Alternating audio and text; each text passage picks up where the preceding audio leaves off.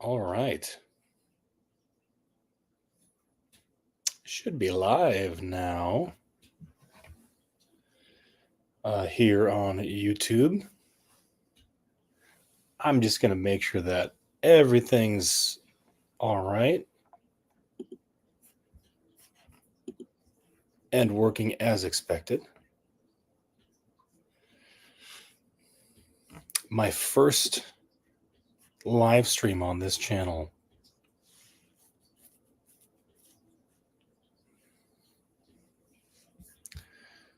So, going to take a moment here to get everything situated. I think, yeah, I'm definitely live. So there's that. One quirky thing here. The link is different. I'm learning the ropes, folks. For anybody watching this, so this is going to be watch an author learn how to use StreamYard live on YouTube. It's pretty hilarious. Pretty hilarious if you ask me, but I think, yeah. All right. It's live. It's definitely live. Cool. It's like hard to believe that this technology, man, how is this possible? Well, the thing is, I had to create a new live stream. So this is there's a hiccup here already, obviously, which is not ideal. But it is what it is. So I had to create another stream through StreamYard in order to go live, because as you can tell by it's over there, by the StreamYard logo, I don't have a paid StreamYard plan yet. So that means I can't actually go live on a live video that I've scheduled on YouTube. It's a thing I didn't know until 5 minutes ago. So that made that a little interesting. And I didn't want to have to upgrade my plan at the last minute just to be able to do that. So I probably will, though, for simplicity's sake. So now I want to see how I can see y'all's comments, because I know there's so many of you waiting in the comments right now, just probably chomping at the bit right now to ask me questions. So let me see.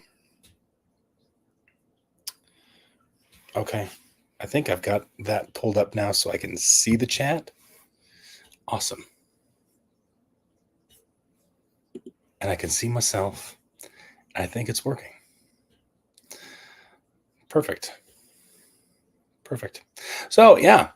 Anyway, forgive me for taking a few moments to just come to terms with the fact that I am live streaming on YouTube. It is what it is, guys. But I'll introduce myself, I suppose. I guess I have to do that.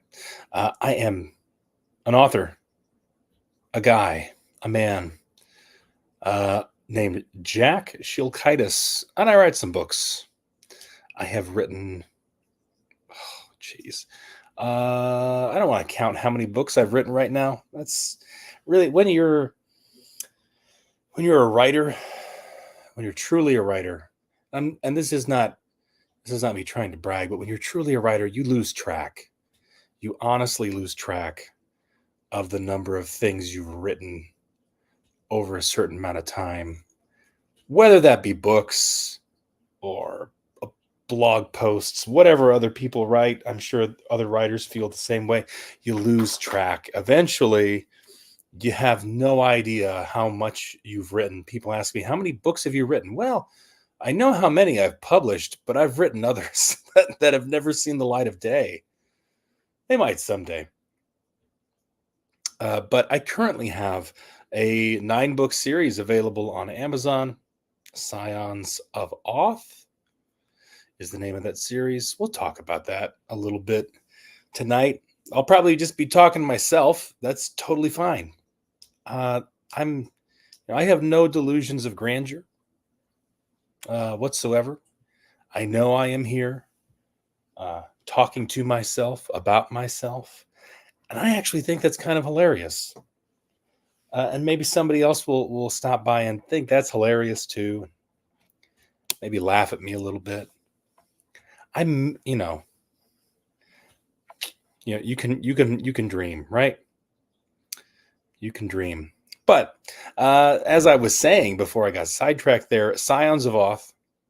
It's a science fiction sort of space opera series inspired by a few things, really. Primarily inspired by the Battlestar Galactica reboot is probably the main inspiration for the series, which is gonna make some people instantly go, "Oh, why? Why that?" I don't know. Uh, when the show was airing at that time, I didn't, unfortunately, didn't see a whole lot of it at that time. And then later on, watched the whole thing. I did enjoy it when I first saw it, but there's just something about it that kind of stuck with me. Obviously, it's not a perfect show, not a perfect show at all, not even close. And that's fine. I appreciated it for what it was. That it didn't bother me that it had flaws. It was still, I felt, compelling in certain ways. There were lots of good moments. And maybe one of these days on a live stream, I can go through some of my favorite moments of the Battlestar Galactica reboot, right? But suffice to say, being a millennial as I am, not even 40, um, I don't know what the original Battlestar Galactica was like. I tried to watch the first episode of it. I couldn't. The reboot is that to me, that's Battlestar Galactica. I realize I've offended some people by saying that, and that's fine. You're showing your age, and that's perfectly fine. I'm showing my age by by saying I'm only a fan of the reboot of Battlestar Galactica. But I liked the gritty nature of Battlestar Galactica, the reboot specifically. I liked how um, really the characters were far from perfect. They had flaws. And I think if you were to read my books, you would notice that in the characters. They are not perfect people. In fact, they're not even necessarily good people the way that you would think, of a good person. Like you would say, "Oh, so and so is a good person." Well, I mean, you don't even really know, right? You don't actually know whether or not they're a good person unless you know them really well. But you might have that opinion of some people. But everybody has flaws. Everybody has some sort of what's the shadow? Is that Jung, who the famous psychologist talked about the shadow, the negative aspects of our personality that we like to kind of sweep under the rug. Well, anyway, uh, I found that uh, facing and looking at and taking a good hard look at the flaws that characters have made them more human, made them more compelling, made them more interesting instead of just being flat. Just the hero that can do no wrong, the hero that is morally perfect. It's one thing to be morally perfect and make a good decision, and it's another thing entirely, I feel, to be morally flawed and yet still do the right thing in a given situation. So anyway, uh, so there's a lot of Battlestar Galactica in Scions of Oth. It is Uh, it it should be obvious to anybody who has watched that series. If you were to read the books, you would see it pretty quickly, right from the get go. Right. But I have other inspirations beyond just Battlestar Galactica. That's not the only thing that's inspired me. Um, if I'm going to rattle off a few novels that have inspired me, Frank Herbert's Dune would be at the top of the list. It is a book that I had a love hate relationship with the first time I read it, and really did not fully come to appreciate it until probably my second read through of the novel for its brilliance and just really, I think Frank Herbert is an equivalent to Tolkien in science fiction in many ways. And I don't know that he often gets recognized for that, but I feel like he is. Now, Tolkien, of course, had an ability to create a world out of thin air with a language, with customs and culture and all of that. And I think Frank Herbert could very well do the same thing, but he understood it from a different angle than Tolkien, more of the political, sociological angle. Right, religion is a big uh, uh, key element of the Dune story, while it's really more in the background. It's kind of the backdrop. It's not front and center all the time. It really is the driving force behind the plot in Dune. And so the first time I read through Dune, maybe like most college, young college men reading such a novel, um, it to me the first time around it was actually kind of boring. There was not a whole lot happening. I It was kind of hard to follow sometimes. But to be fair, I also kind of picked it up and would read it for a while and then would get distracted by work or something or school at that time, and wouldn't come back to it for a while. And then when I actually read through it when I was a little bit older, again, I like I said, I appreciated what Frank Herbert was doing with it in a way that I hadn't before. So Dune had a big influence on me, although not the first influence I ever had when it came to science fiction. I remember my first introduction to science fiction novels. My father uh, gave me a box of books written by this guy named Isaac Asimov. Some of you may have heard of him, you know, maybe. And Isaac Asimov, specifically, the Foundation series. And my introduction to science fiction was with that. Was the Foundation series. Specifically, I began with I believe um, it's escaping me right now whether or not it was Forward to Foundation or uh, the Prelude to Foundation. I believe it was Prelude to Foundation. And came to find later on that actually Isaac Asimov had written both of those two books, which were essentially prequels. He had written those much later after the entire Foundation series had already been completed. So I read those too, and they focused on the character of Harry Seldon and some of the characters surrounding him. And of course, Foundation focuses on him. He's the main character, and it was a much more character-driven story.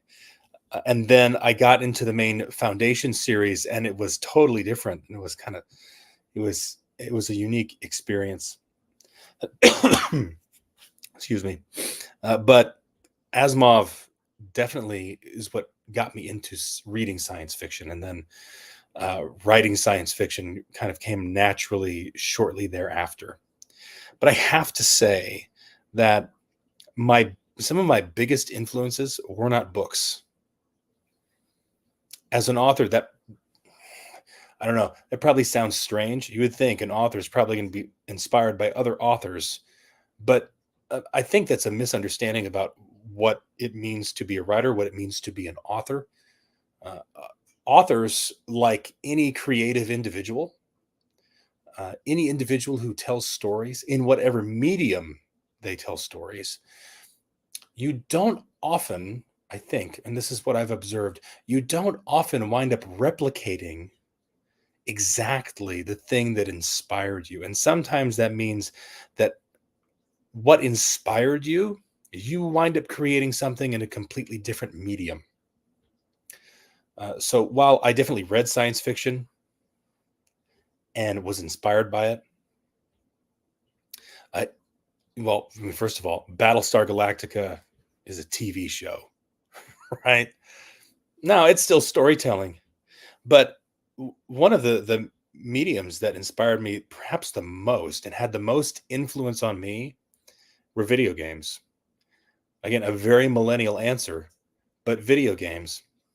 And the two probably most influential video games that I played when I was younger and occasionally play now would be StarCraft and Halo. Those two, again, science fiction.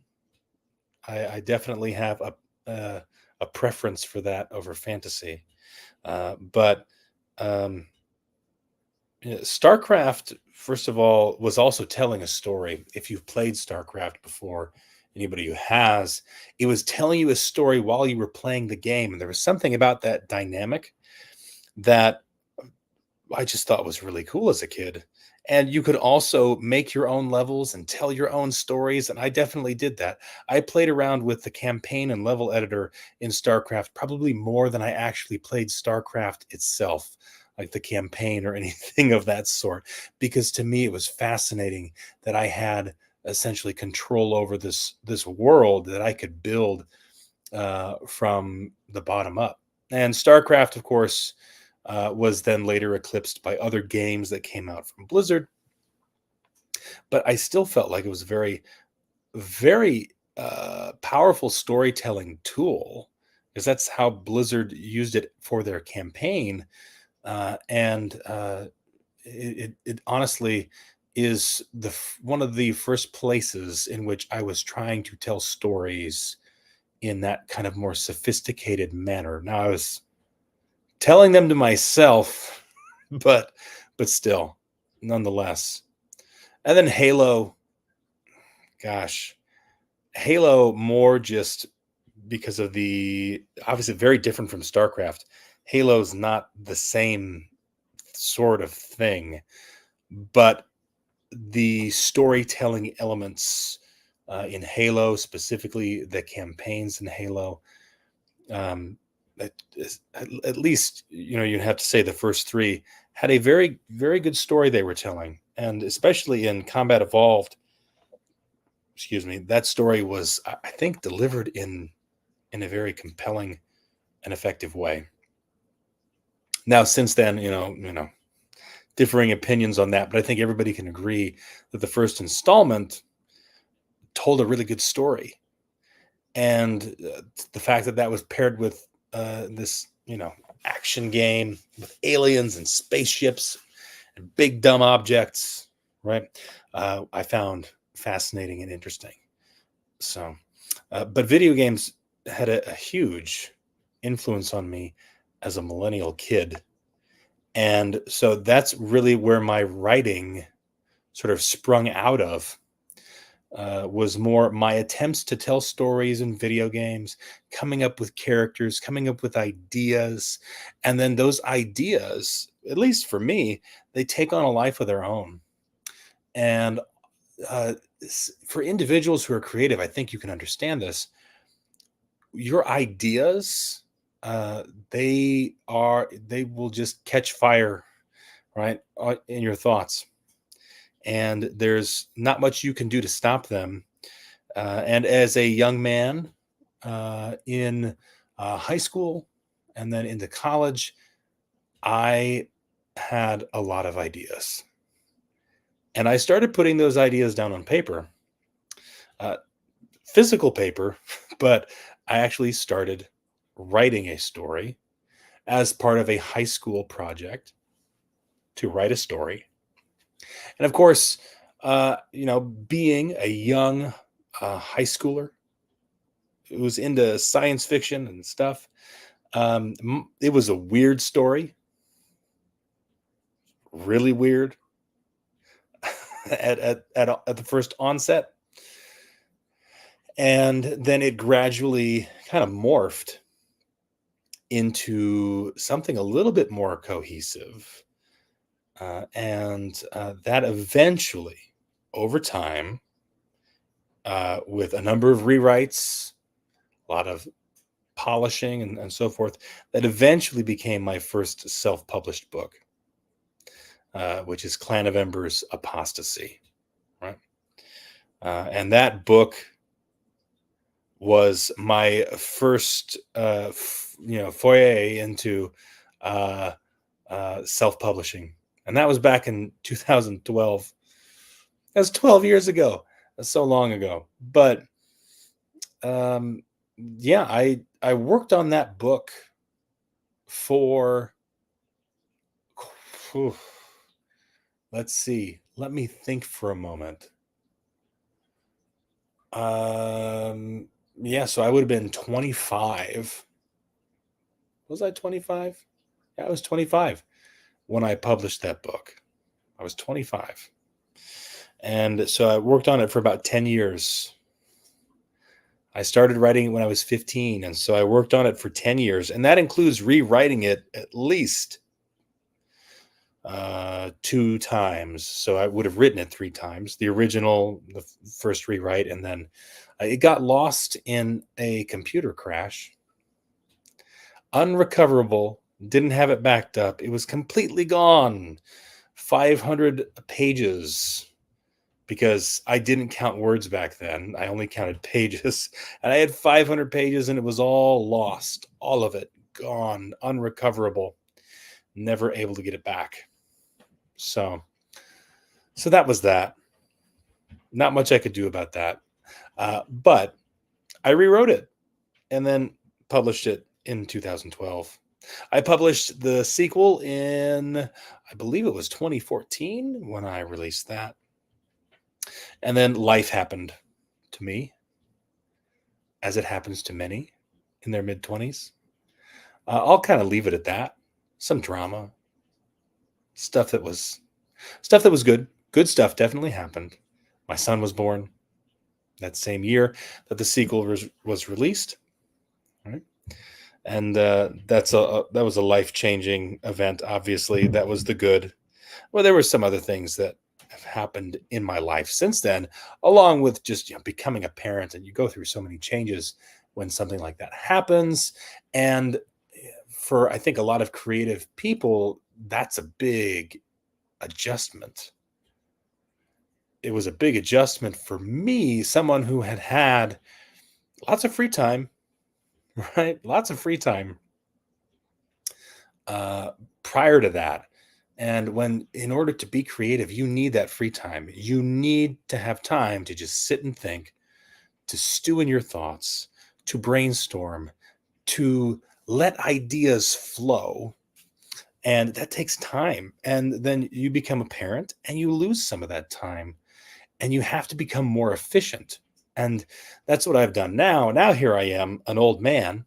I am ancient, and I'm starting to figure some of these things out. I'm starting to figure out how I can turn that on like a switch, that creativity. I think that's something that just comes with time. I don't think that it's something that you have to find it. You have to find the way to just switch that on and be able to be creative. Sometimes it's not always easy. When you're younger, in particular, and I remember when I was younger, when I would write when I was most inspired. But I had so much time to write. Right? I had so much time to myself. I had school, I had work, sure, but I had plenty of leisure time. And so I could decide, oh, I feel like writing now. And I would just do it. And I would uh, uh, still not be all that consistent, but I would write frequently. And then when life happens to you, right, as a creative person, as it often does, you sort of lose the ability to get into that same rhythm because it wasn't really a rhythm before.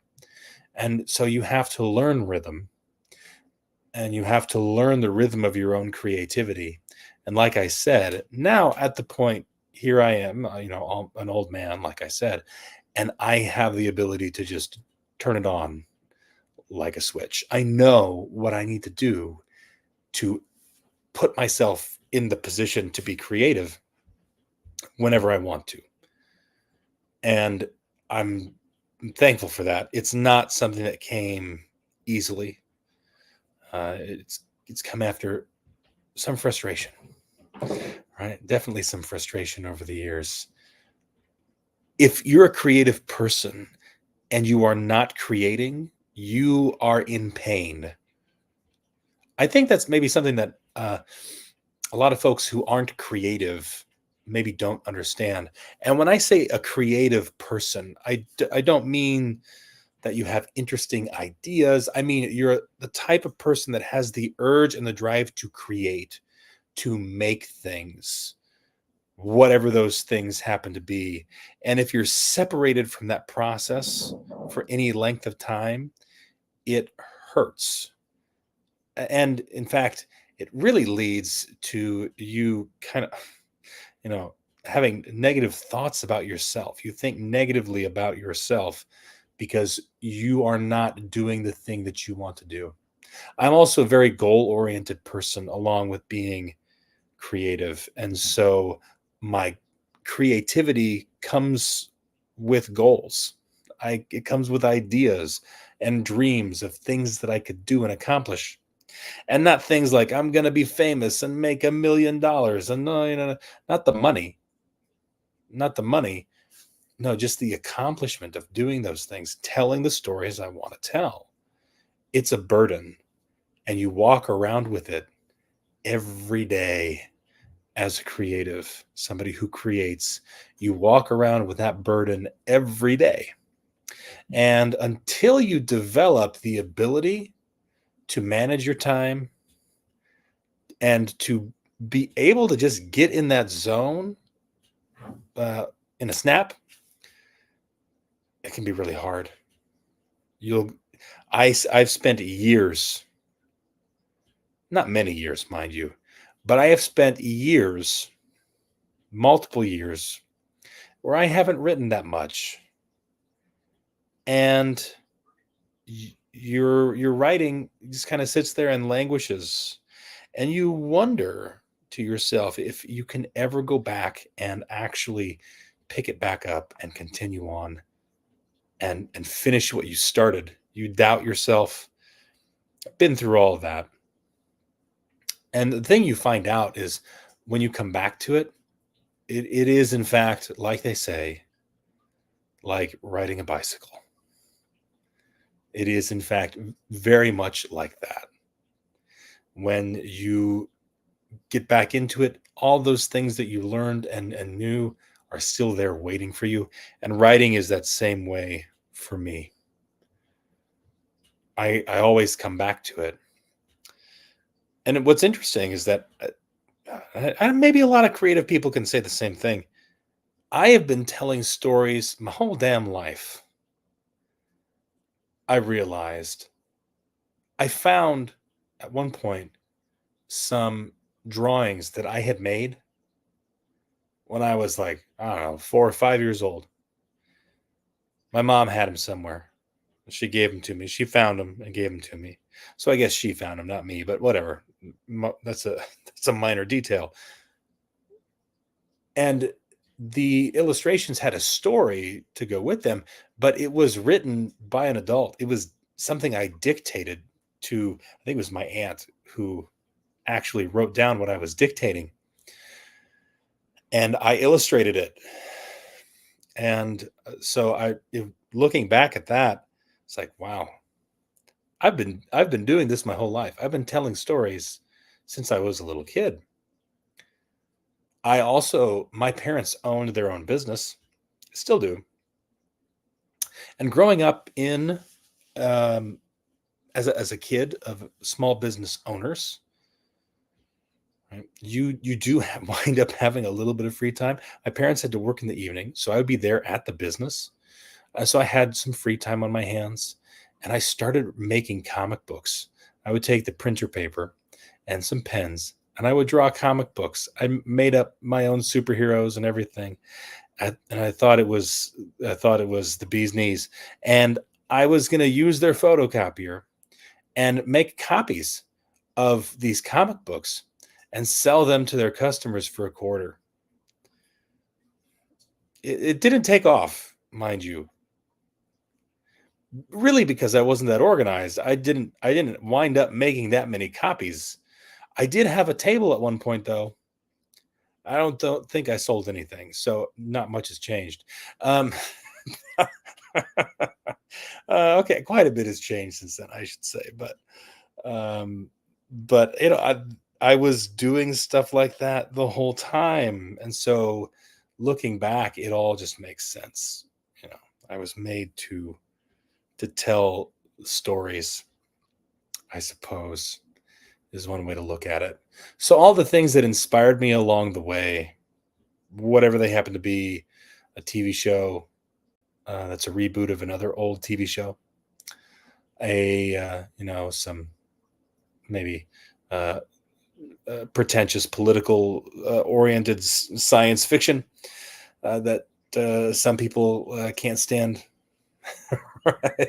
Or video games that the kids are playing these days. I don't know what the kids are playing these days, but what I played back in the day, all of those things that came together. Uh, you, as a creative individual, you take pieces of those with you and you reuse them. Nothing in this world is original. Nothing. Nothing at all. Everything came from something, and ideas in particular always came from something else. Star Wars was inspired by something and then went on to inspire a whole bunch of other somethings. That's just how the world works.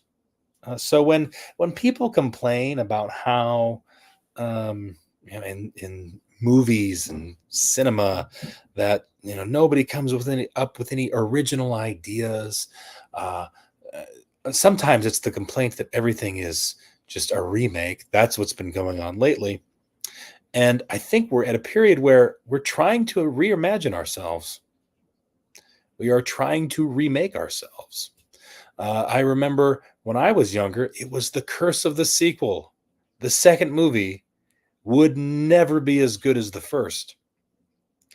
And that's definitely changed in recent years. But I think the issue that uh, society, maybe at large, was going through at that time was trying to, recapture some past. How do I want to say? Uh, some past state of being, some past state of nirvana that's passed you by. I think that could make sense through the lens of American history, modern American history, anyway. The good old days are gone, and so we're trying to recreate it. We're trying to make a part two, and it doesn't go very well, right? No, just random thoughts popping into my head there. But these streams are going to include some of that. It's going to include random thoughts. I did ask my subscribers for questions, my newsletter subscribers, and I guess nobody had any questions for me. They knew everything already about me. No, it'll take time. I'm not giving anybody any guff. My wife, who is watching, did give me some questions. And I'm actually, the stuff I'm talking about now is based off of those questions. So I did thank you, honey. I appreciate it. So I did my best here to try to answer those questions, but I'm open to them. So yeah, comment on stuff and do the YouTube things, and maybe I'll answer your question in a video and you'll feel like you're special. Because I know what it's like to feel special for a moment, and I want to give that feeling to you today, if you'll let me. But where was I? Where was I? Scions of Oth. I released the books in October of last year, but some might find this funny. I actually have had them finished and ready for publication since probably 2018. I think it was end of 2018. And held off for a number of reasons. Was going through some other life stuff, was going through a job change, that sort of thing. And that's when I was really doubting myself whether or not I could continue on with this writing thing, whether or not it was something I was actually going to pursue. And again, no delusions of grandeur, not expecting to be an overnight success or anything like that. But when you're going to do something like self-publishing, you have to be ready to commit to that grind. And I maybe was getting cold feet a little bit, but I decided to dive in and just go for it. I was kind of fed up with, sitting around and waiting. So I did something that I knew would set a fire under me. And I actually started just releasing the books in groups to readers. First of all, giving out book one for free. Many of my newsletter subscribers originally got book one for free. Sorry, guys, it's not free anymore. But I did that to, again, light a fire under myself, because I knew that if I did that, I would have subscribers to my newsletter. I would have readers who are reading my books. And I sold my books, the rest of the series, through my own website for a little while, just to, again, light a fire under myself there. And eventually got to the point where I was ready. I'm like, okay, I'm ready to take this thing public, so to speak, and published on Amazon October 6th of 2023, a special day. So I published the books on that day, and it's been fun since then. And I'm a real author now. I'm like Pinocchio. I am now a real author. Before, I was just a fake wooden knockoff. Now I am actually a real author. Be impressed, right? But in spite publishing 2 books on Amazon, in 2012 and 2014, a lot has changed on Amazon since then, and I have a lot more to learn. In some ways, I kick myself, because if I had just continued publishing and just pressed on and not been concerned about all of the concerns I had, the things that slowed me down, sure, I could be way farther ahead of where I am now. I definitely could be.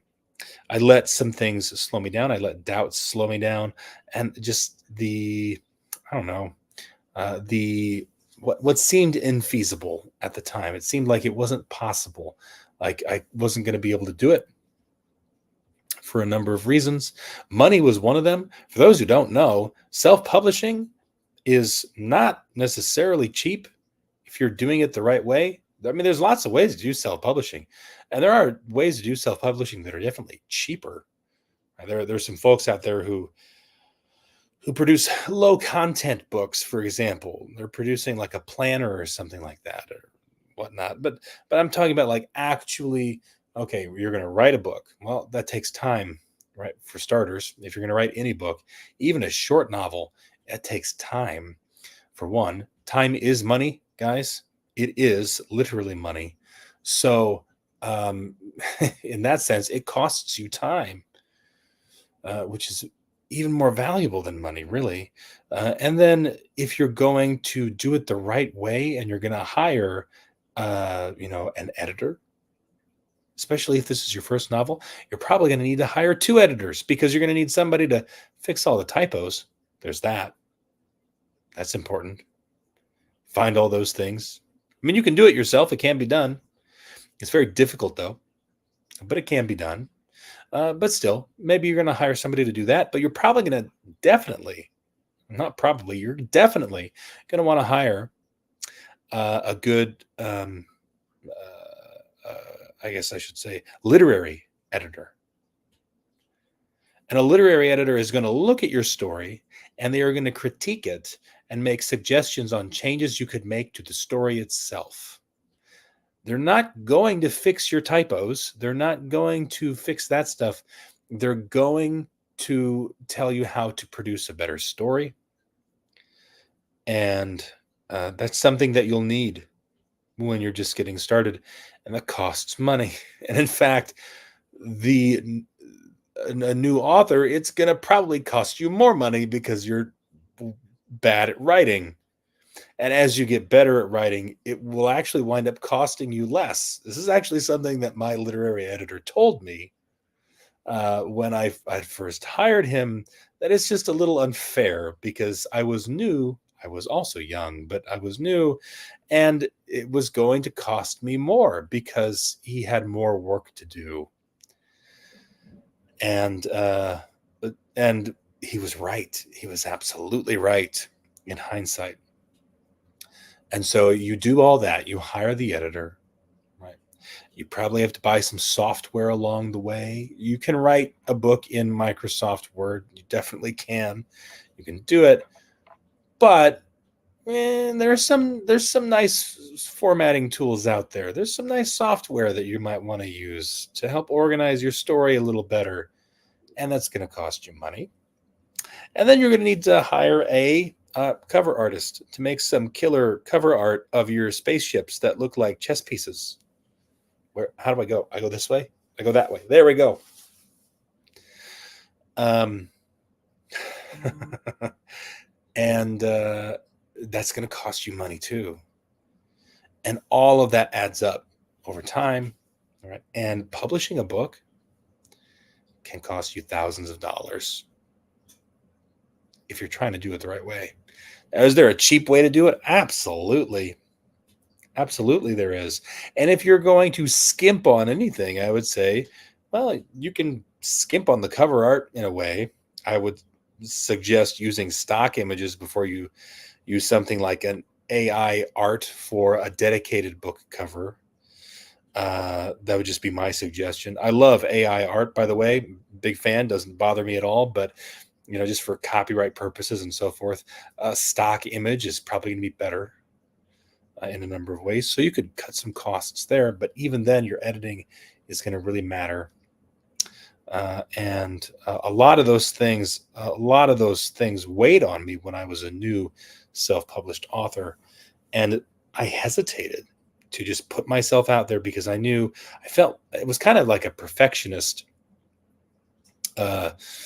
issue where I felt like I knew, okay, if I write the book, then it has to be edited and it has to have a cover, and that's going to cost this much. And I don't have that much. So why am I writing the book in the first place? It became a self-defeating process. And I wish I had just realized, you know what, that other stuff can come later. Because what you can do is you can publish your book right now with a stock image cover, and then you can come back a few years from now and update the covers. You can keep writing, and that's what I wish I had done. I did keep writing in a way.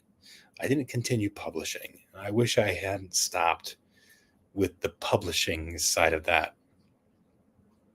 That is what I wish I had, something I wish I had done differently. But you can only learn from your mistakes if you make them. So let's go make some mistakes. Right? Right? That's the story of my life.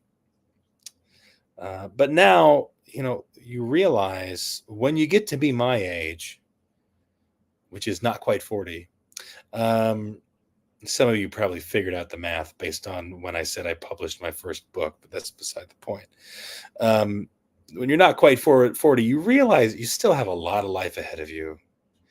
And I don't know, I think the mistakes that I made in my 20s and the mistakes I've made in my 30s, I'm going to try not to make those in my 40s. Instead, I'm going to make new mistakes and different ones, probably more expensive ones, but not ones related to writing and publishing, at least. I want to stay focused on my goals with writing and publishing, which is not always easy to do by any stretch of the imagination. But yeah. So, one step at a time, though. I try not to be too hard on myself anymore these days, because it doesn't really help anything. That perfectionist streak in me is gone. I mean, I still like things to be nice, but I mean, geez, it doesn't have to be perfect. Anyway, I am continuing the Scions of Oth series on that note, because it is 9 books long. There's actually a 10th book that's already out. It is the prequel episode 0, if you will. It is free. I should probably put a link to that somewhere. I don't know. Maybe I'll post it in a comment. Who knows? But some of you will find it somewhere, maybe someday. So you can check that out if you want to see what my writing is like. It's an imperfect prequel, I'll say that. But it's honestly more for people who liked book 1 and then wanted to see, like, what's the origin of some of these characters. I think it could be pretty interesting in that regard. Right? But there are technically 10 books in the series for that reason, because there's an episode 0. That being said, though, I consider books 1 through 9 to be season 1 of the series. And I have plans for 3 seasons, each of them being 9 books long. It was a creative decision that initially I was working on this series with a friend of mine, a fellow author, and we were collaborating, and we actually made that decision for the series together. Now, he's no longer working on the series as he's not able to, but that decision is something that I'm going to carry through into season 2 and season 3. Season 2 is under works right now. Episode 10. I'm over halfway, a little over halfway through writing, and then it'll be a matter of editing. I have a book cover ready for it, prepared, ready to go, book title, all that stuff. And so it's just some editing that needs to happen. And I have plotted season 2 out completely.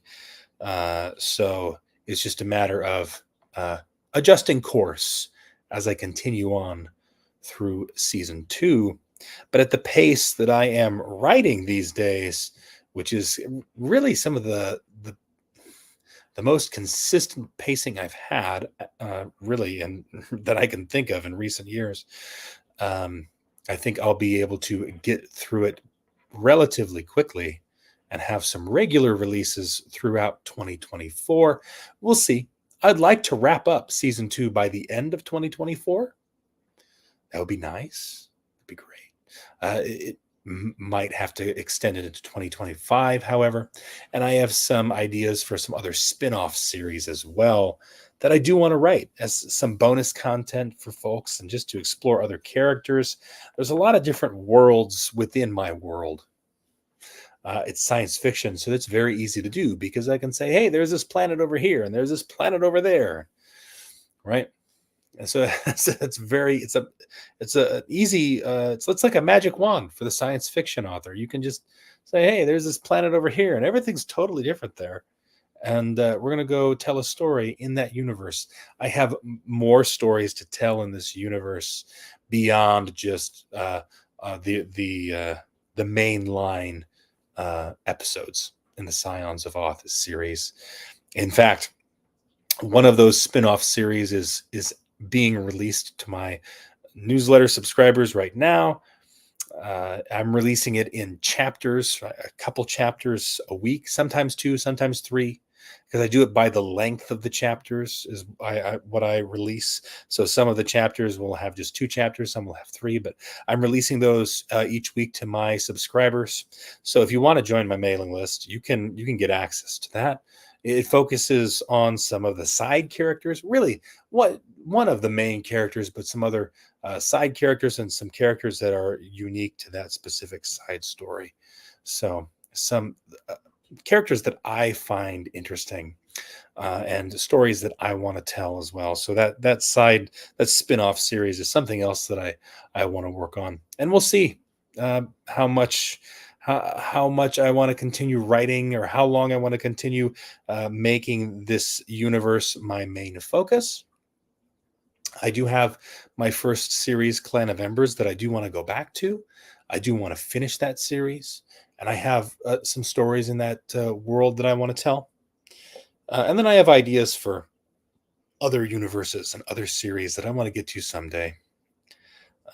An epic fantasy series that I have, for example, just to mix things up, things like that. So one day at a time, we'll get to all that. But for right now, Scions of Oth is the series that I'm married to. It right.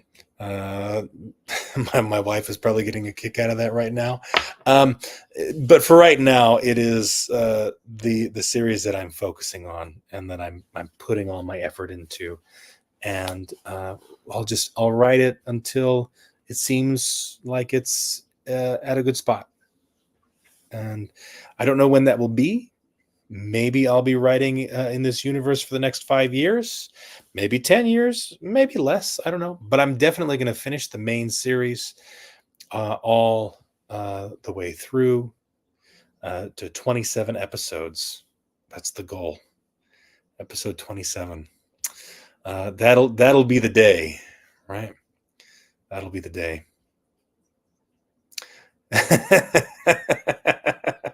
Yes.